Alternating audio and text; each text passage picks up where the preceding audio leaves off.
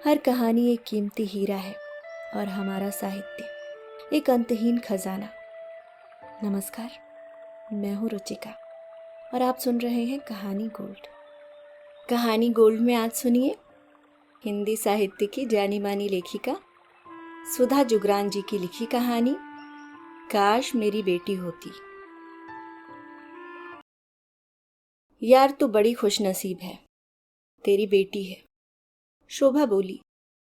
बेटियां माता पिता का दुख दर्द हृदय से महसूस करती हैं। नहीं यार, मत पूछ आजकल की बेटियों के हाल। वे हमारे समय की बेटियां होती थीं, जो माता पिता विशेषकर माँ का दुख दर्द शिद्दत से महसूस करती थीं। आजकल की बेटियां तो माता पिता का सिर दर्द बनकर बेटों से होड़ लेती प्रतीत होती हैं। तेरी बेटी नहीं है ना, इसलिए कह रही है ऐसा। एक बेटी की माँ जयंती बोली। बेटी से अच्छी आजकल बहू होती है। बेटी तो हर बात पर मुंहतोड़ जवाब देती है, पर बहू दिल ही दिल में भले ही बड़बड़ाए पर सामने फिर भी लिहाज करती है, कहना सुन लेती है। आजकल की बहुओं से लिहाज की उम्मीद करना तौबा तौबा। मुंह से कुछ नहीं बोलेंगी पर हाव भाव व आंखों से बहुत कुछ जता देंगी। रक्षा ने जयंती का प्रतिवाद करते हुए कहा, जिन बेटियों का तू अभी अभी गुणगान कर रही थी, आखिर वही तो बहुएं बनती हैं, ऊपर से थोड़े ही ना उतर आती हैं। ऐसा नाको चने चबवाती हैं आजकल की बहुएं, बस अंदर ही अंदर दिल महसूस कर रह जाओ। बेटे पर ज्यादा हक नहीं जता सकते, वरना बहू उसे माँ का लाडला कहने से नहीं चूकेगी। शोभा दोनों की बातें मुस्कुराती हुई सुन रही थी। एक लंबा निश्वास छोड़ती हुई बोली, अब मैं क्या जानूं कि बेटियां कैसी होती हैं और बहू कैसी। न मेरी बेटी न बहू। पता नहीं मेरा नखरेबाज बेटा कब शादी के लिए हाँ बोलेगा, कब मैं लड़की खोजूंगी, कब शादी होगी और कब मेरी बहू होगी। अभी तो कोई सूरत नजर नहीं आती मेरे सास बनने की। जब तक नहीं आती तब तक मस्ती मार। रक्षा और जयंती हंसती हुई बोली, गोल्डन टाइम चल रहा है तेरा। सुना नहीं पुरानी कहावत है, पहन ले जब तक बेटी नहीं हुई, खा ले जब तक बहू नहीं आई। इसलिए हमारा खाना पहनना तो छूट जाएगा, पर तेरा अभी समय है बेटा। डांस पर चांस मार ले, मस्ती कर, पति के साथ घूमने जा, पिक्चरें देख, कैंडल लाइट डिनर कर, वगैरह वगैरह। बाद में नाती पोते खिलाने पड़ेंगे और बच्चों से कहना पड़ेगा, जाओ घूम आओ, हम तो बहुत घूमे अपने जमाने में। तो दिल तो दुखेगा ना। कहकर तीनों सहेलियां व पड़ोसिनें खिलखिलाकर हंस पड़ी और शोभा के घर से उनकी सभा बर्खास्त हो गई। रक्षा, जयंती व शोभा तीनों पड़ोसने व भिन्न सहेलियां थीं। उम्र थोड़ा बहुत ऊपर नीचे होने पर भी तीनों का आपसी तारतम्य बहुत अच्छा था। हर सुख दुख में एक दूसरे के काम आती। होली पर गुजिया बनाने से लेकर दिवाली की खरीदारी तक तीनों साथ करती। तीनों एक दूसरे की राजदार भी थीं और लगभग 15 वर्षों पहले जब उनके बच्चे स्कूलों में पढ़ रहे थे, थोड़ा आगे पीछे तीनों के घर इस कॉलोनी में बने थे। तीनों ही अच्छी शिक्षित महिलाएं थीं और इस समय अपने 50s के दौर से गुजर रही थीं। जिसके पास जो था उससे असंतुष्ट और जो नहीं था उसके लिए मनभावन कल्पनाओं का पिटारा उनके दिमाग में अक्सर खुला रहता। लेकिन जो है उससे संतुष्ट रहने की तीनों ही नहीं सोचती, नहीं सोच पाती जो उन्हें नियति ने दिया है कि उसे किस तरह से खूबसूरत बनाया जाए। जयंती की एक बेटी थी जो कॉलेज के फाइनल ईयर में थी। रक्षा ने 1 साल पहले बेटे का विवाह किया था और शोभा का बेटा इंजीनियर व प्रतिष्ठित कंपनी में अच्छे पद पर कार्यरत एक नखरेबाज युवा था।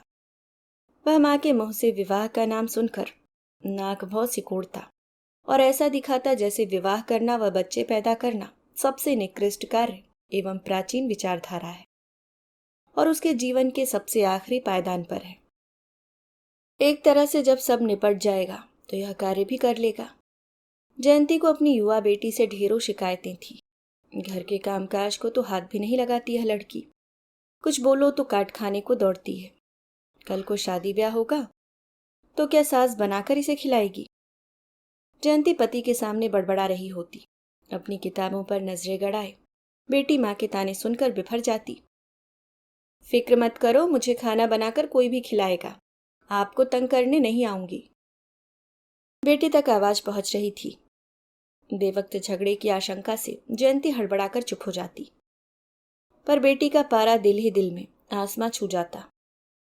वह जब टाइट जीन्स और टाइट टी शर्ट डालकर कॉलेज या कोचिंग के लिए निकलती तो जयंती का दिल करता कि जीन्स के ऊपर भी उसके गले में दुपट्टा लपेट दे, पर मन महसूस कर रह जाती। घर में जब बेटी शॉर्ट्स पहनकर पापा के सामने मजे से सोफे पर अधलेटी हो टीवी के चैनल बदलने लगती तो जयंती का दिमाग भन्ना जाता। आग लगा दे इस लड़की के कपड़ों की अलमारी को। और उसके दोस्त लड़के जब घर आते तो वह एक एक का चेहरा बड़े ध्यान से पढ़ती। न जाने इनमें से कल कौन उसका दामाद बनने का दावा ठोक बैठे। रोज रोज घर को सिर पर उठा माँ से झगड़ा करने वाली बेटी ने जब एक दिन प्यार से माँ के गले में बाहें डाली तो किसी अनहोनी की आशंका से जयंती का हृदय कांप गया। जरूर कोई कठिन मांग पूरी करने का वक्त आ गया है। मम्मी, मेरे कुछ फ्रेंड्स कल लंच पर आना चाह रहे हैं। मैंने उन्हें बताया है कि आप चाइनीज खाना कितना अच्छा बनाती हैं। बुला लूँ ना सबको? वह मासूमियत से बोली। बेटी की भोली भाली शक्ल देखकर जयंती का सारा लाड दुलार छलक आया। हाँ हाँ, बुला ले अपनी सहेलियों को, बना दूंगी मैं। कितनी है? मुझे मिलाकर 8 दोस्त हो जाएंगे मम्मी। वे सारा दिन यहीं बिताने वाले हैं। बेटी आने वालों के लिए गोलमाल जेंडर शब्द का इस्तेमाल करती हुई बोली। ठीक है। दूसरे दिन जयंती सुबह से बेटी की फरमाइश पूरी करने में लग गई। घर भी ठीक कर दिया। बेटी ने बाकी घर पर ध्यान भी नहीं दिया, सिर्फ अपना कमरा ठीक किया। ठीक 11 बजे घंटी बजी। दरवाजा खोला तो जयंती गिरते गिरते बची। आगंतुकों में 4 लड़के थे और 3 लड़कियां। जिन लड़कों को वह थोड़ी देर भी नहीं पचा पाती थी उन्हें उस दिन उसने पूरा दिन झेला, और वह भी बेटी के कमरे में। 8 बच्चों ने वहीं खाया पिया, वहीं हंगामा किया और खा पी कर बर्तन बाहर खिसका दिए। जयंती थककर पस्त हो गई। बेटी फोन पर जब खिलखिलाकर चमकती आंखों से लंबी लंबी बातें करती तो जयंती का दिल करता उसके हाथ से फोन छीनकर जमीन पर पटक दे। फोन से तो उसे सख्त नफरत हो गई थी। मोबाइल फोन के आविष्कारक मार्टिन कूपर को तो वह सपने में न जाने कितनी बार गोली मार चुकी थी। सारे झगड़े की जड़ है यह मोबाइल फोन। बेटी कभी अपने दोस्तों के साथ पिकनिक पर जाती तो कभी लॉन्ग ड्राइव पर। हाँ, इन मस्तियों के साथ एक बात जो उन सभी युवाओं में वह स्पष्ट रूप से देखती वह थी अपने भविष्य के प्रति सजगता। लड़के तो थे ही, पर लड़कियां उनसे अधिक थी। अपना करियर बनाने के लिए उन्मुख उन लड़कियों के सामने उनकी मंजिल स्पष्ट थी और वे उसके प्रति प्रयासरत थी। घर गृहस्थी के काम, विवाह आदि के बारे में तो वे बात भी न करती, न उन्हें कोई दिलचस्पी थी। जयंती जब इन युवा लड़कियों की तुलना अपने समय की लड़कियों से करती तो पसोपेश में पड़ जाती। उसका जमाना भी तो कोई बहुत अधिक पुराना नहीं था, पर कितना बदल गया है। लड़कियों की जिंदगी का उद्देश्य ही बदल गया। कभी लगता उसका खुद का जमाना ठीक था, कभी लगता है इनका जमाना अधिक सही है। लड़के लड़कियों की सहज दोस्ती के कारण इस उम्र में आए स्वाभाविक संवेग आवेग इसी उम्र में खत्म हो जाते हैं और बच्चे उनकी पीढ़ी की अपेक्षा अधिक प्रैक्टिकल हो जाते हैं। पर फिर दिमाग धारा दूसरी तरफ मुड़ जाती और वह शोभा व रक्षा के सामने अपनी बेटी को लेकर अपना रोना रोती रहती। उसके भविष्य को लेकर निराधार काल्पनिक आशंकाएं जताती रहती। उधर रक्षा की बहू भी तो कोई पुरानी फिल्मों की नायिका न थी। आखिर जयंती की बेटी जैसी ही एक लड़की रक्षा की बहू बनकर घर आ गई थी। अभी 1 ही साल हुआ था विवाह हुए, इसलिए गृहस्थी के कार्य में वह बिल्कुल अनगढ़ थी। हाँ, बेटा बहू दोनों एक दूसरे के प्यार में डूबे रहते। सुबह देर से उठते, बेटा भाग दौड़ कर तैयार होता, माँ का बनाया नाश्ता करता और ऑफिस की तरफ दौड़ लगा देता। थोड़ी देर बाद बहू भी चेहरे पर मीठी मुस्कान लिए तैयार होकर बाहर आती और रक्षा उसे भी नाश्ते की प्लेट पकड़ा देती। बहू के चेहरे पर दूर दूर तक कोई अपराध बोध न होता कि उसे थोड़ा जल्दी उठकर काम में सास का हाथ बटाना चाहिए था। इतना तो उसके दिमाग में भी ना आता। रक्षा सोचती, चलो सुबह न सही, अब लंच और डिनर में बहू कुछ मदद कर देगी। पर नाश्ते के बाद बहू आराम से लैपटॉप सामने खींचती और डाइनिंग टेबल पर बैठकर नेट पर अपने लिए नौकरी ढूंढने में व्यस्त हो जाती। वह अपनी लगी लगाई नौकरी छोड़कर आई थी, इसलिए अब यहाँ पर नौकरी ढूंढ रही थी। पायल छनकाती बहू का ख्वाब देखने वाली रक्षा का वह सपना तो ढेर हो चुका था। बहू के वेस्टर्न कपड़े पचाने बहुत भारी पड़ते थे। शुरू शुरू में आस पड़ोस की चिंता रहती थी, पर किसी ने कुछ न कहा। सभी अधेड़ तो इस दौर से गुजर रहे थे। वे उस नई पीढ़ी को अपनी पुरानी नजरों से देख परख रहे थे। बेटा शाम को ऑफिस से आता तो रक्षा सोचती कि बहू उनके लिए न सही अपने पति के लिए ही चाय बना दे। पर बेटा जो कमरे में घुसता तो गायब हो जाता। कभी दोनों तैयार होकर बाहर आते, मम्मी हम बाहर जा रहे हैं, खाना खाकर आएंगे। उसके उत्तर का इंतजार किए बिना वे निकल जाते और रक्षा इतनी देर से मेहनत कर बनाए खाने को घूरती रह जाती। पहले नहीं बता सकते थे। बेटे के विवाह के बाद उसका काम बहुत बढ़ गया था। आई तो एक बहू ही थी, पर उसके साथ एक नया रिश्ता आया था। रिश्तेदार आए थे। उनको सहेजने में उसकी ऐसी की तैसी हो जाती थी। बेटे बहू के अनियमित व अचानक बने प्रोग्रामों की वजह से उसकी खुद की दिनचर्या अनियमित हो रही थी। अच्छी माँ व सास बनने के चक्कर में वह पिस रही थी। बच्चों की हमेशा बेसिर पैर की दिनचर्या देखकर उसने बच्चों को घर की एक चाबी ही पकड़ा दी कि वे जब भी कहीं जाएं तो चाबी साथ लेकर जाएं, क्योंकि उनकी वजह से वे दोनों कहीं नहीं जा पाते। रसोई में मदद के लिए काम वाली का इंतजाम किया, तब जाकर थोड़ी समस्या सुलझी। अब बहू को नौकरी मिल गई थी, तो वह भी बेटे के साथ घर से निकल जाती और उससे थोड़ी देर पहले ही घर आती तो सीधे अपने कमरे में घुसकर आराम करती। रक्षा सोचती, मजे हैं आजकल की लड़कियों के। शादी से पहले भी अपनी मर्जी की जिंदगी जीती हैं और बाद में भी। एक उसकी पीढ़ी थी, पहले माँ बाप का डर, बाद में सास ससुर और पति का डर, और अब बेटे बहू का डर। आखिर अपनी जिंदगी कब जी हमारी पीढ़ी ने। रक्षा की सोच भी जयंती की तरह नई पुरानी पीढ़ी के बीच झूलती रहती। कभी अपनी पीढ़ी सही लगती, कभी आज की। उनकी खुद की पीढ़ी ने तो विवाह से पहले माता पिता की भी मौका पड़ने पर जरूरत पूरी की। संस्कारी बहू रही तो ससुराल में सास ससुर के अलावा बाकी परिवार की भी सांझ संभाल की, और अब बहू बेटों के लिए भी कर रहे हैं। कल इनके बच्चे भी पालने पड़ेंगे। शिक्षित रक्षा सोचती, आखिर महिला सशक्तिकरण का युग इसी पीढ़ी के हिस्से आया है, पर उनकी पीढ़ी की महिलाएं कब इस सशक्तिकरण का हिस्सा बनेंगी, जिन पर पति नाम के जीवन ने भी पूरा शासन किया, रुपए भी गिन कर दिए, जबकि खुद ने अच्छा खासा कमा लेने लायक शिक्षा अर्जित की थी। कैसा महिला सशक्तिकरण, वह आश्चर्य से कहती और जयंती व शोभा के आगे बड़बड़ाकर अपनी भड़ास निकालती। उसकी यह विचारधारा उन दोनों शिक्षित महिलाओं को भी प्रभावित करती, पर बाहरी तौर पर, क्योंकि वो सीधे तौर पर तीसरी पीढ़ी से अभी प्रभावित नहीं हो रही थी। पर शोभा उन दोनों के अनुभव सुन सुनकर बहू के बारे में तरह तरह के पूर्वाग्रहों से ग्रस्त हो बैठी थी। पहले तो बेटा ही इतना नखरेबाज था, ऊपर से बहू न जाने कैसी हो। बहू की मनभावन काल्पनिक तस्वीर उसने अपने मस्तिष्क के कैनवास से पूरी तरह मिटा दी थी। रक्षा ठीक कहती है, आजकल की ऐसी बिगड़ैल बेटियां ही तो बहुएं बन रही हैं। आखिर ऊपर से थोड़े ही न उतरेंगी। उसका वर्षों का मासूम सा सपना भी दिल ही दिल में दम तोड़ चुका था, जब वह सोचा करती थी कि काश उसकी भी बेटी होती। बेटी तो नहीं हुई, पर बड़े होते बेटे को देखकर वह नन्हा सा ख्वाब पालने लगी थी कि उसकी प्यारी सी बहू आएगी और उसका वर्षों का बेटी का सपना पूरा हो जाएगा। पर रक्षा की बातों से उसने यह उम्मीद भी छोड़ दी थी।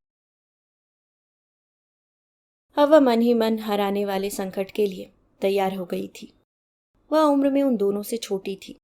पति की अच्छी आय के चलते उसका घर भी उन दोनों से बड़ा था। उसने सोच लिया था कि बहू के साथ ज्यादा मुश्किल हुई तो बेटे बहू को ऊपर के पोर्शन में शिफ्ट कर देगी। रक्षा सही कहती है, हमारे लिए महिला सशक्तिकरण के माने कब आकार लेगा। बेटे ने 31वें साल में कदम रख दिया था। अब वह भी चाह रही थी कि बेटे का विवाह कर अपनी जिम्मेदारियों से निवृत्त हो जाए। शोभा के पति सुकेश भी सोचते थे कि उनके रिटायरमेंट से पहले बेटे का विवाह निबट जाए तो अच्छा है। पर जैसे ही बेटे के विवाह की बात छेड़ते, बेटा बहाने बनाकर उठ खड़ा होता। जब भी किसी रिश्ते के बारे में बात चलती, बेटा हवा में उड़ा देता। जब भी किसी लड़की की तस्वीर दिखाई जाती तो परे खिसका देता। या देखते देखते एक दिन वह उखड़ ही गई। ऐसा कब तक चलेगा ऋषभ? कब तक शादी नहीं करेगा तू? अभी जल्दी क्या है मम्मी? आप तो बस शादी के पीछे ही पड़ जाते हो। वह उठते हुए बोला, मैं तुझे आज उठने नहीं दूंगी। 30 साल का हो गया, अभी शादी की उम्र नहीं हुई तो कब होगी?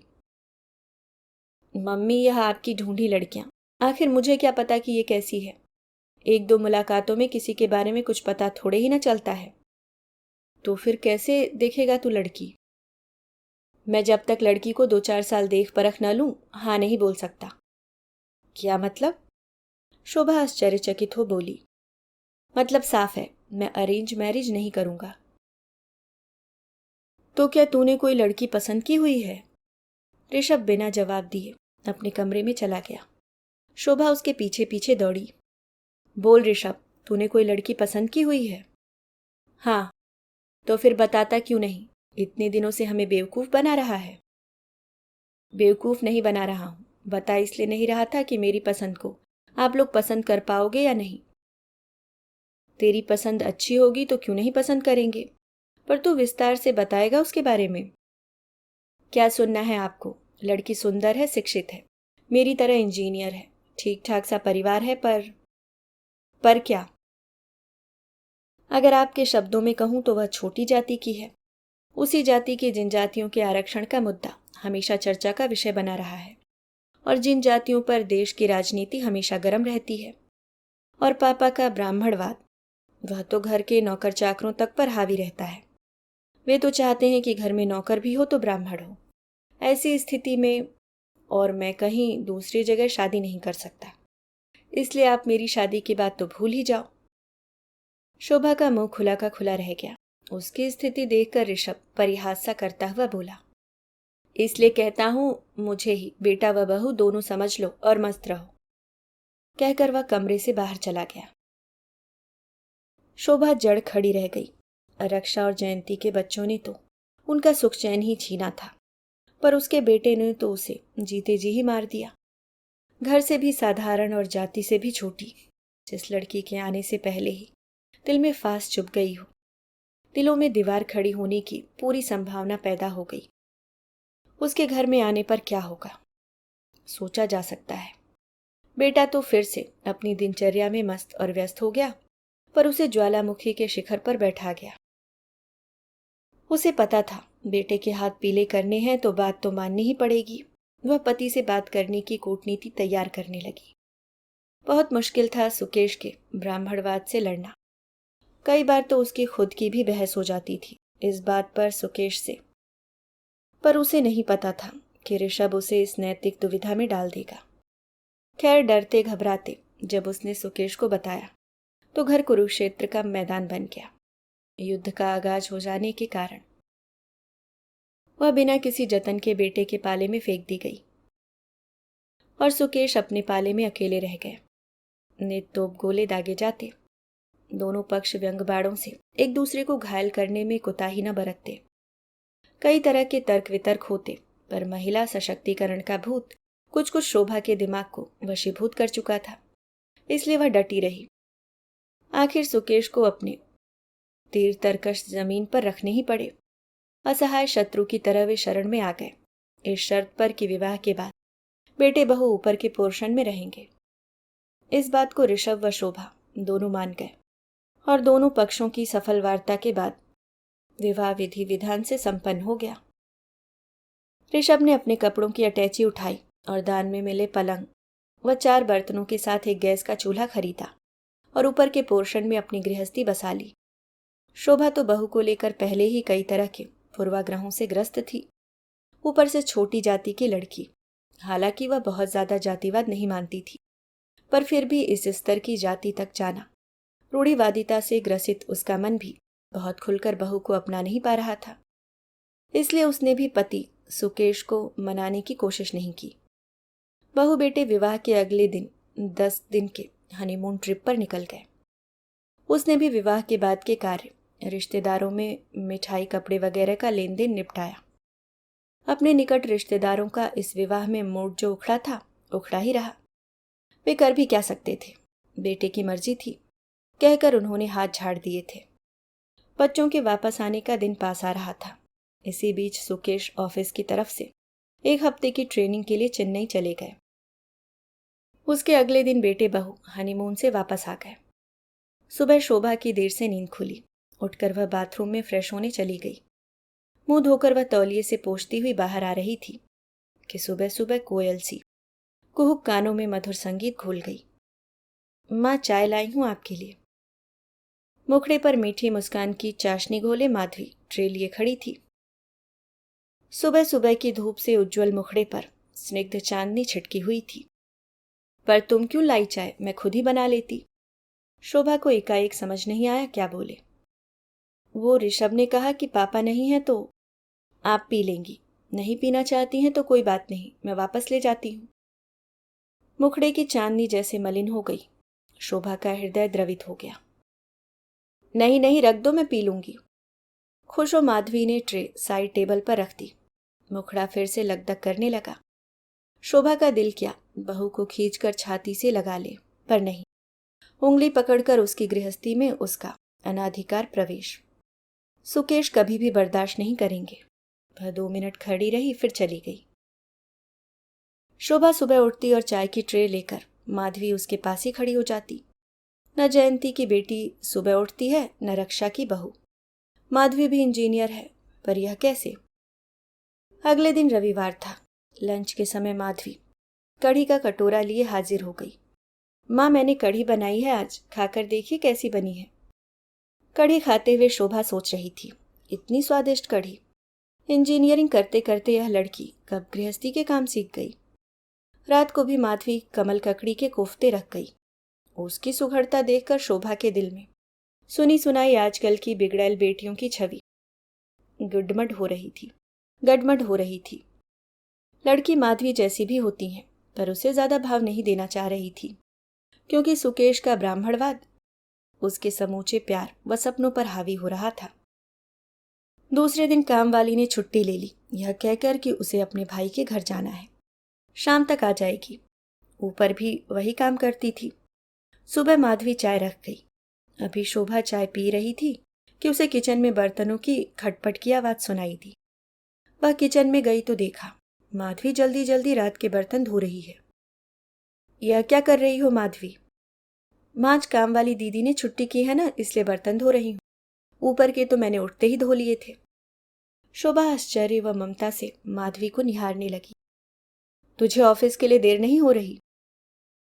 नहीं, अभी तो टाइम है, बस तैयार हो जाऊंगी जल्दी से। बर्तन रखकर सिंक धोकर वह उसकी तरफ पलटती हुई बोली। जयंती और रक्षा को तो कितनी शिकायतें हैं अपनी बेटी और बहू से, पर माधवी कितनी अलग है। उसकी खुद की बेटी होती तो क्या ऐसी ही होती या उनके जैसी होती। दिल फिर किया बहू को छाती से लगा ले, मन भरकर दुलार कर ले, पर सुकेश की बड़ी बड़ी गुस्सैल आंखें याद आ गईं। नहीं नहीं, शादी करा दी किसी तरह, बस दोनों खुश रह ले आपस में, अब नहीं उलझना उसे। अभी आप सुन रहे थे सुधा जुगरान जी की लिखी कहानी काश मेरी बेटी होती। अभी के लिए बस इतना ही दोस्तों, अगली बार फिर लौटूंगी खजाने से एक और सुनहरी याद लेकर। तब तक कहानियों में बसे रहिए। धन्यवाद।